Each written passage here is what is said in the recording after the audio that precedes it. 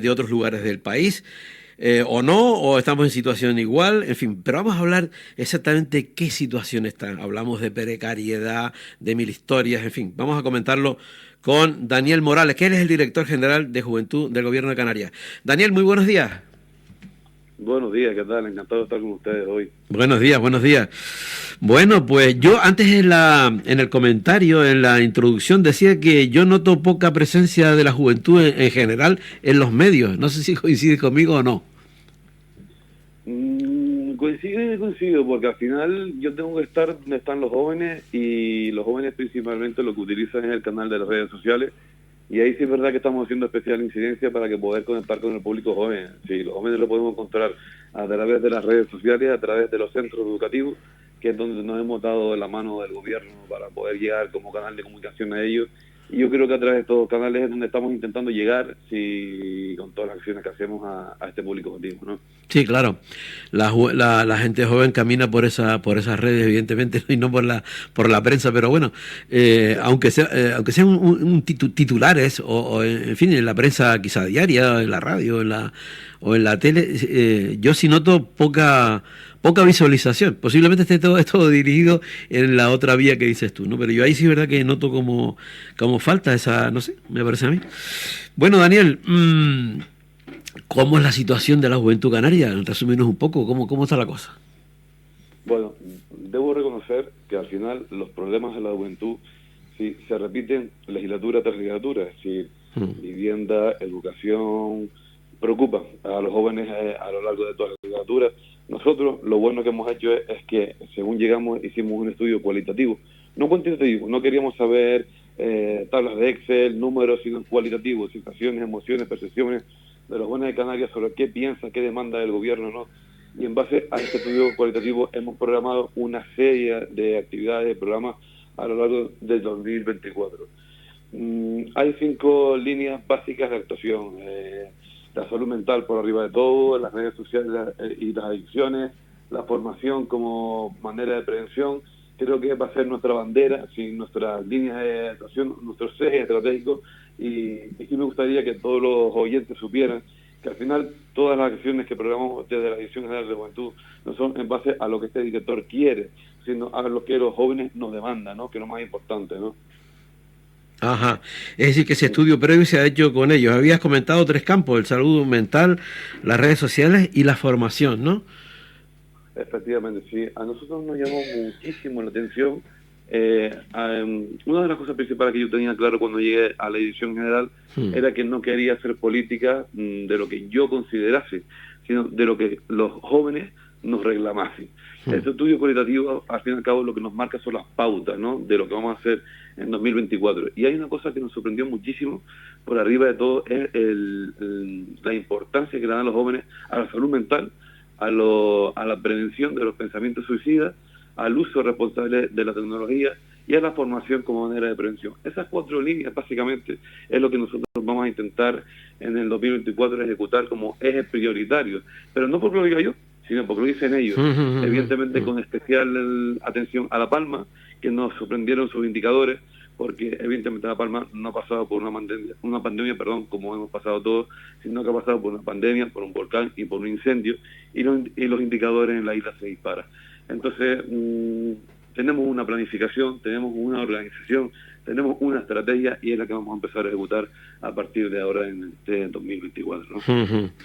Daniel, y sin embargo me sorprende, por ejemplo, ¿no?, que ese estudio cualitativo, como estás comentando, no aparezca, pues, por ejemplo, temas importantísimos como la precariedad laboral, la dependencia que tienen, la hora de emanciparse y toda esta historia, ¿no? Por supuesto que aparece, y aparece con datos bastante destacados, ¿sí? Al fin y al cabo, Juventud es una dirección muy transversal que toca prácticamente todas las patas del gobierno, y los problemas de los jóvenes se repiten legislatura tras legislatura, y sigue preocupando la vivienda, sigue preocupando el acceso al mercado laboral, sigue preocupando pues muchísimas cuestiones que nosotros ya sabemos. Evidentemente yo quiero ser consciente y realista de que no vamos a arreglar la situación en 4 años, porque decir eso sería mentir a la ciudadanía, pero sí que es cierto que desde el gobierno tenemos todas las voluntades, tenemos todo el trabajo, o tenemos, por cierto decir, todas las herramientas para intentar paliar o para intentar minimizar por los efectos de que nos demandan los jóvenes, ¿no? Los jóvenes creo que hablaban, no sé si es el dato aquí exactamente de Canarias, de una emancipación de un 16%, creo que era, no sé exactamente en qué punto está ahora, ¿no? Pero que es bajísimo, es bajísimo. Entonces, donde cuando antes, por ejemplo, pues se podría emanciparse con un trabajo, hoy en día eso es casi que imposible, ¿no?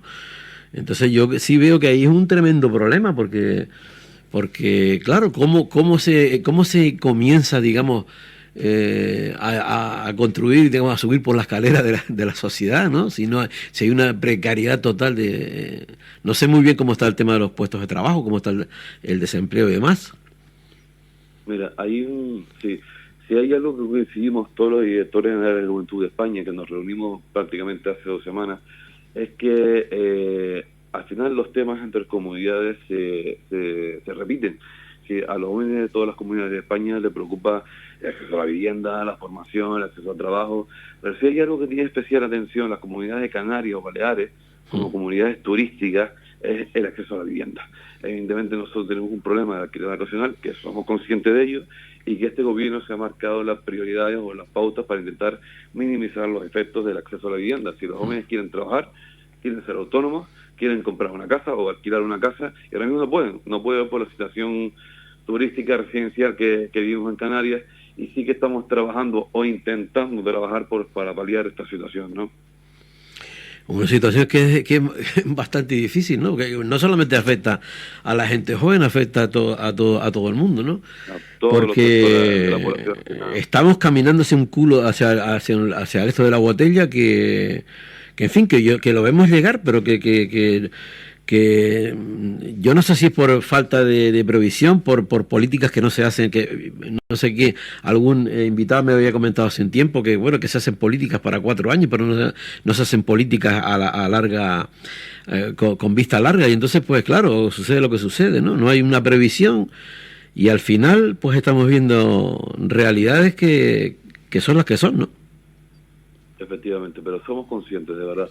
Sí, hay una persona que me dijo que lo que no se programe el primer año de legislatura no sale, y tiene razón, porque al final de la legislatura, a pesar que nosotros tengamos en la cabeza que son 4 años, son periodos bastante cortos. Es decir, al final cuando toda la sociedad cambia, los modelos sociales cambian, todo lleva un proceso y todo lleva una adaptación. Evidentemente el modelo de Canarias ha cambiado, sí, hemos pasado pues del alquiler de personas vivientes en Canarias a personas que vienen de fuera a invertir aquí, y todo el modelo socioeconómico ha cambiado, y evidentemente somos conscientes y estamos intentando pues frenar o adaptarnos o paliar, o casi que, yo me atrevería a decir la palabra adaptarnos a las situaciones del momento, pues para que los jóvenes de Canarias puedan acceder en igualdad de condiciones que el resto de jóvenes de Europa, ¿no? Hablas de igualdad de condiciones. ¿Cómo está el tema de la desigualdad en el tema joven?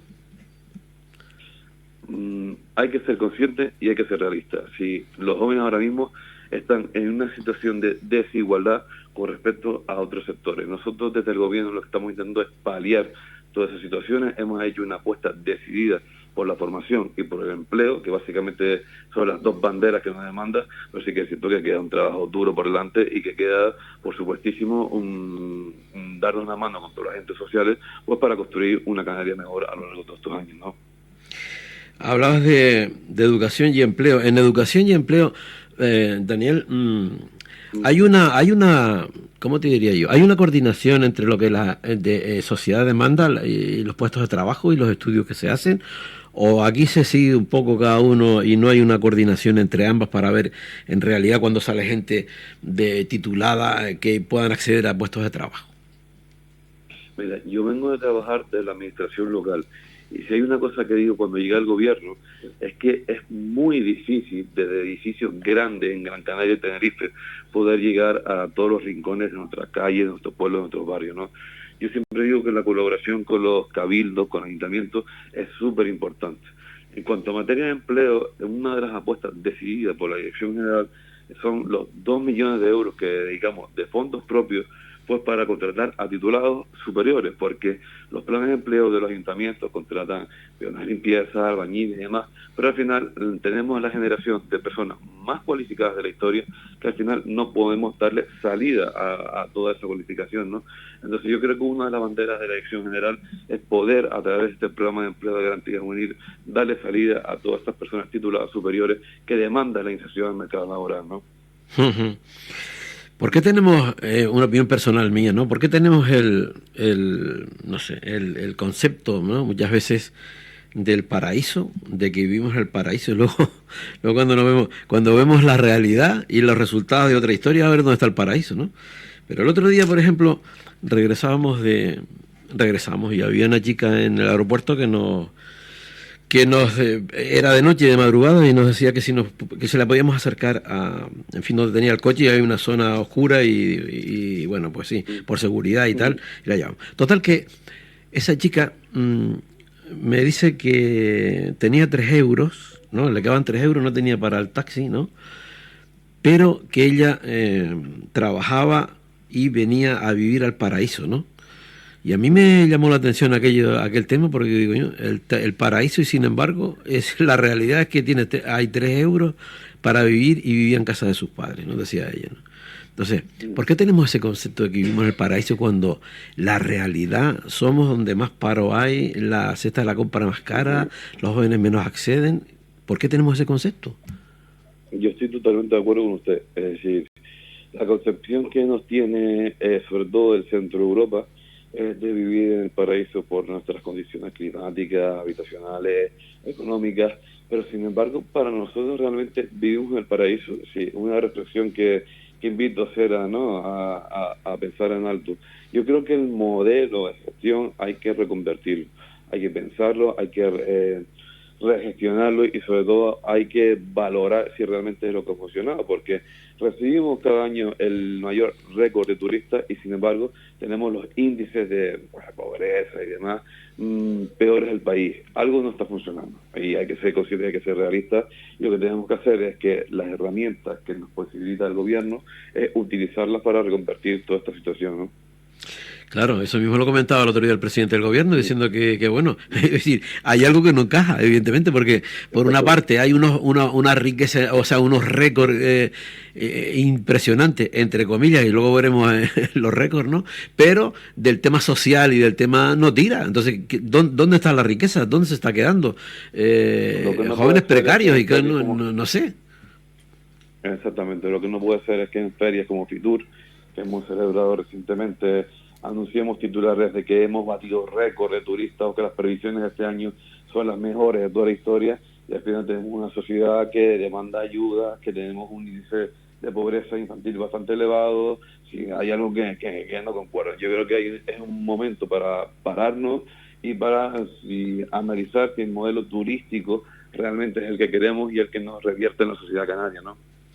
Claro, el modelo turístico que siempre está hablando de la misma, que yo creo que al final han choteado la palabra sostenibilidad porque ya no se la cree nadie, ¿no? Pero a veces, como miembro de la clase política, a veces yo creo que la propia gente en general yo creo que pueda pensar qué hacen los políticos si viven en otro mundo o están realmente conectados con la realidad que vivimos.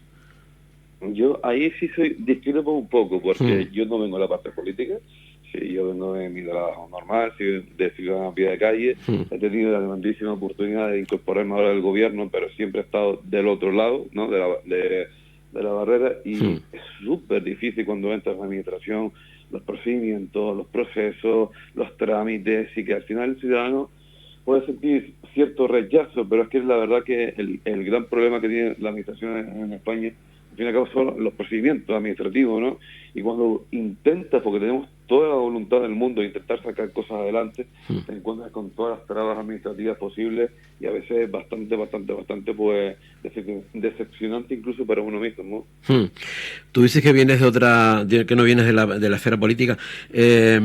Por ejemplo, ¿notas gran diferencia, por ejemplo, la idea que tú podías tener cuando accedes y cómo te tropiezas después con la realidad? O sea, que cómo plasmas lo que tenías en la cabeza a la realidad de ahora. Por supuesto. Sí, y el primer crítico de como ciudadano era yo antes de entrar donde estoy, y cuando entras te das cuenta que a lo mejor las cosas no salen o no se resuelven como los ciudadanos demandan por muchas cuestiones internas que empiezas a entender, ¿no? La administración es un gigante súper complicado. Me atrevería a decir que yo no creo que sea un problema de voluntades, porque nosotros por lo menos, o el resto de compañeros, tenemos todas las voluntades del mundo, pero sí que siempre cuando entras adentro te encuentras con unos problemas que a lo mejor cuando estabas a pie de calle no eras consciente de lo que podía pasar, ¿no? Claro. Oye, Daniel, ¿tú qué opinas cuando escuchas el calificativo de que esta sociedad, esta juventud es blanda? A ver, yo siempre le digo a los jóvenes que reivindiquen o celebren su hecho de ser jóvenes. Los jóvenes tienen que ser reivindicativos, tienen que ser transgresores, tienen que ser, pues, críticos incluso con los gobiernos, ¿no? Lo que pasa es que vivimos como una especie de sociedad de cristal, que ahora mismo todo está como muy medido, muy con mucho cuidado. Pero bueno, yo por lo menos a lo que a mí respecta siempre digo a la gente, a los jóvenes sobre todo, que sean muy críticos con mi gestión, que me digan sobre todo, no los aplausos, sino en qué fallamos, porque al final es lo que nos hace mejorar día a día, ¿no? Claro, a veces se dice, no, vivimos en una sociedad que nunca han tenido lo que tienen ahora, ¿no? Por ejemplo, titulares, ¿no? Nunca han tenido los jóvenes lo que tienen ahora. Hombre, si comparamos, claro, con épocas pretéritas de abuelos, etcétera, en fin, pero bueno, Claro. pero si dice, bueno, ¿y qué tienen ahora? Pues es una precariedad de un trabajo que no vives con el trabajo. No puedes vivir, no puedes tener una casa porque no puedes tener una casa. No te puedes emancipar. ¿Qué es lo que tenemos ahora? Exactamente, al final los modelos sociales cambian y lo que antes nos parecía como lo correcto, pues ahora lo cuestionamos evidentemente, ¿no? Si es lo correcto o no. Hmm. Y un tema que antes tocaste, que yo creo que es de los tres que tocaste, ¿no? De los tres que tú me decías que tenías digamos, esas líneas de trabajo, ¿no? Que era el tema de las redes sociales, la formación y la salud mental. Con el tema de la salud mental, la verdad es que es alucinante el tema, ¿no? Cómo ha ido... Súper importante. Súper importante, ¿no? Que esto, Súper en los estudios importante, que sí. ustedes han hecho, ¿por qué que se produce el tema de la salud mental tanto ahora? Tanto, bueno, igual antes también se producía, pero por lo menos o no se sabía o no sé. Para mí ha sido a ver, no me sorprendía en el sentido de que todo el mundo sabe que después de una pandemia, evidentemente tenemos un proceso de adaptación a la nueva realidad y que la salud mental es un ítem súper importante, pero sí me sorprendió muchísimo cómo jóvenes de 12 años consideran que la salud mental y sobre todo la prevención de pensamientos suicidas, que eso es súper importante, era su principal preocupación. Entonces, al final nosotros tenemos que hacer las políticas adaptadas a las realidades de cada momento, ¿no? Y ahora mismo hay un problema de salud mental en los jóvenes brutal, sí, brutal, por arriba de lo que nosotros consideramos. Entonces yo creo que sería muy poco inteligente por parte del gobierno si no incidimos en eso y si no hacemos acciones que puedan paliar por estos efectos, ¿no? Total.